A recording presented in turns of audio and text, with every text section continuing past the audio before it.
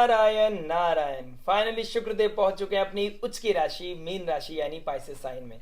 Pisces sign जो spirituality को दिखाता है, जो आइसोलेशन को दिखाता है, जो डिवोशन को दिखाता है, जो सरेंडर करने को दिखाता है, लिबरेशन को दिखाता है यानी मोक्ष को दिखाता है, जो लेट गो करने के लिए बोलता है, जो डिटैचमेंट को दिखाता है। पाइसेस डिटैचमेंट है और शुक्रदेव अटैचमेंट है।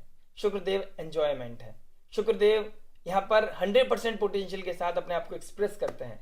सारे मटेरियल गेन के बाद यहाँ पर आकर वो सब कुछ छोड़ना चाहते हैं, लिबरेट होना चाहते हैं और अपने हायर सेल्फ से कनेक्ट होना चाहते हैं।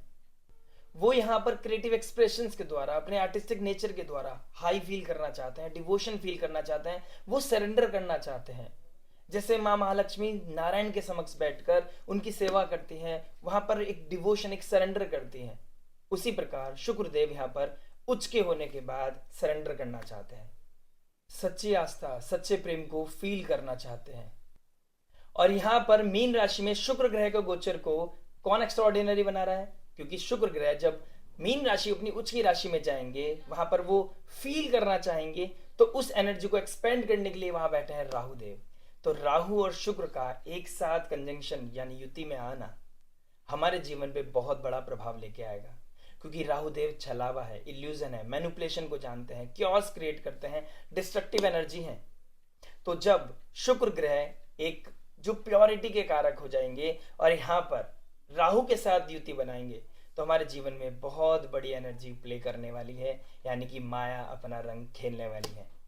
यहाँ अगर एनर्जीज के पुल को समझू तो 12th हाउस बेड ब्लेजर को दिखाता है, सेक्सुअल इंटीमेसी को दिखाता है, यहाँ पर हॉस्पिटल को दिखाता है, foreign land, foreign people, foreign culture को दिखाता है, आइसोलेशन को दिखाता है। राहु का शुक्र के साथ युति बनाना, कहा जा सकता है ये गोचर ब्लॉकबस्टर होने वाला है। और पाइसेस साइन डुअल साइन है, दो मछलियां एक दूसरे को चेस कर रही हैं। राहु के साथ शुक्र की युति बनना, डुअलिटी पीक पर जा सकती है। और जब इस डुअलिटी में कोई भी डिजायर ऑब्सेसिव हो जाए, इम्प्रैक्टिकल हो जाए, तो हमारी लाइफ में क्योस पैदा कर सकती है। और इस क्योस के चलते हमको लगने लगेगा कि प्यार हो, व्यापार हो या कोई वस्तु, हम उसको चेस करने लगेंगे क्योंकि हमें लगता है कि हम वो डिजर्व करते हैं। And the moment we start chasing that illusion, that will create the illusion of happiness in our life. हमको लगने लगेगा यही सत्य है, यही भगवान है, यही सच है, और इसको पाने के बाद ही हमारे जीवन में एक सच्चा प्रेम, सच्ची हैप्पीनेस आएगी। और यही समय होगा जब हम माया को चेस कर रहे होंगे, हम लाइफ में इम्प्रैक्टिकल हो जाएंगे और जो इस गोचर का रियल एसेंस है उसको मिस कर देंगे और हम उस चक्रव्यूह में फंसते चले जाएंगे। बस इसी चीज का हमें ध्यान रखना है, क्योंकि ये शुक्र का गोचर आम नहीं है, बहुत खास है और इसका इम्पैक्ट हमारे जीवन में, हमारे जहन में बहुत लंबे समय, बहुत सालों तक रहने वाला है।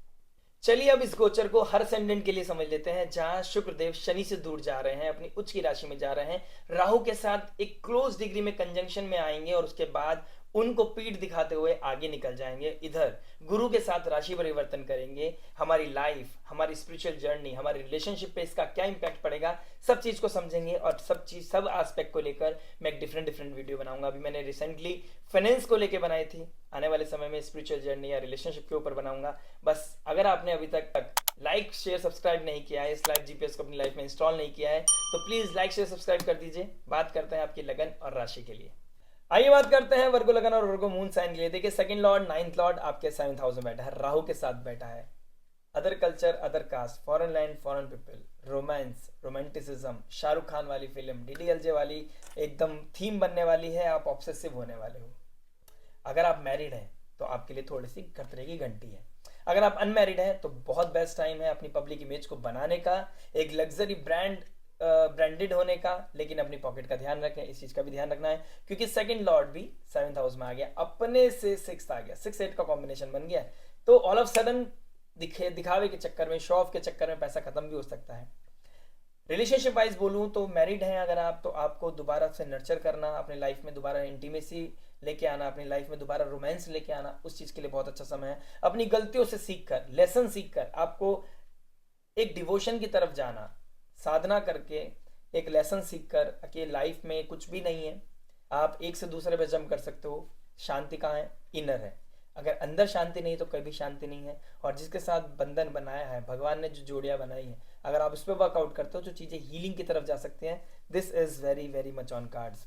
तो टीचिंग है, एक सबक है, लेकिन माया भी है, तो आपको एक्स्ट्रामैरिटल अफेयर की तरफ भी लेके जा सकती है।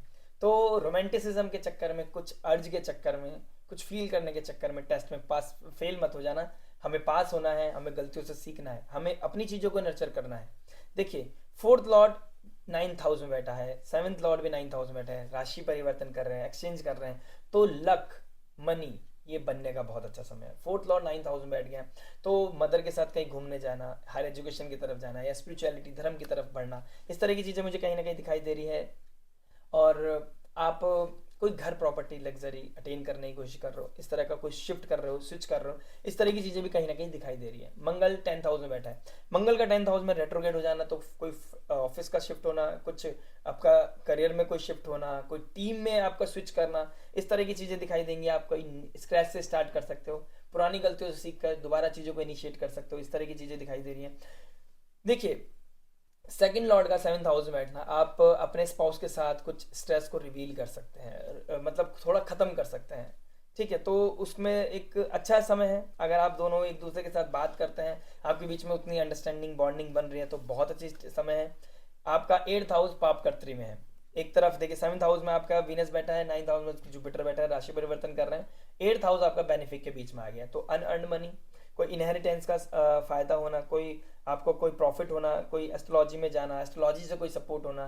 ठीक है, इस तरीके का एस्ट्रोलॉजर का सपोर्ट, कोई साधक, कोई अकल्ट, कोई साधनाएं, कोई रिसर्च, कोई डॉक्टर, आप किसी चीज़ के लिए प्लानिंग कर रहे थे, वो ऑल ऑफ सडन Disconnect आपका लाइफ में ट्रिगर कर connected. रही है। तो इस तरह की चीज़ें कहीं ना कहीं 4 महीनों में, आने वाले समय में दिखाई दे रही है। ऑल मैं एक रेट्रोग्रेड में भी वीडियो बनाऊंगा 2 मार्च को।